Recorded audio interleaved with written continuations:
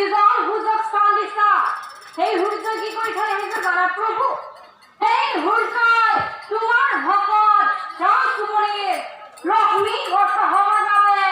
অভিশাপ দি থৈ আহিছে আৰু সেইকাৰণে